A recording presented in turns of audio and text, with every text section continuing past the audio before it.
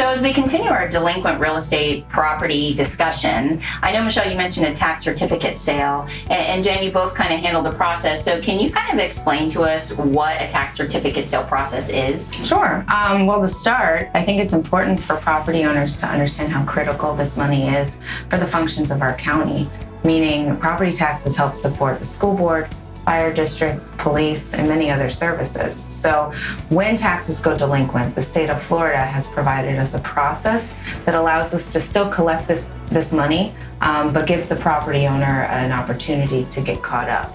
And this process is the tax certificate sale, which is to be held on or before June 1st of every year. Here in Manatee County, we hold ours at the end of May, and the structure of this sale consists of investors bidding on an interest rate for unpaid property taxes, where the lowest interest rate is the winning bid. And this interest rate ranges from 18% all the way down to 0%.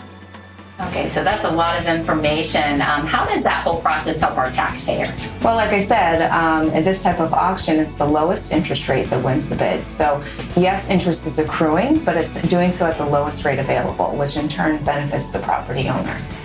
Okay, so Michelle and Jen, once this sale happens, what can our property owners expect? Well, first, we'd like to let the property owners know that they are not losing their property as a result of a tax certificate being sold against the property. It just means that, like Jen said, that the investors are paying their taxes for return on their investment. And these property owners have 2 years from the date of delinquency to get these taxes paid. So yes, like I said, interest is accruing, but typically this 2-year window is enough time for property owners to get caught up. So during this 2-year window, do you all have any contact with the property owner? Yes, actually, first and foremost, once taxes go delinquent, then all future tax bills will reflect these delinquent tax years. So that's why it's so important for property owners to review these documents thoroughly.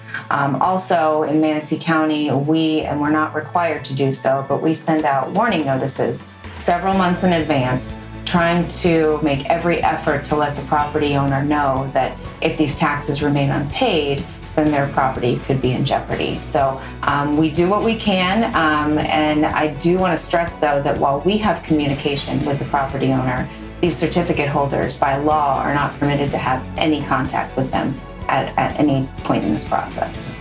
Okay, so it sounds like you guys go the extra mile, and that's really great. Is there anything else that a property owner can do during this 2-year window of time? Yes. As Michelle mentioned earlier, after the property appraiser certifies the tax roll over to our office, we're not permitted to make any changes to that information. So if a property owner should change their mailing address or have a name change, it's critical that they update the property appraiser with that information so that all future notices that we send out or even that they send out will be received by them. Ladies, thank you so much for really kind of diving into the tax certificate sale process for our property owners.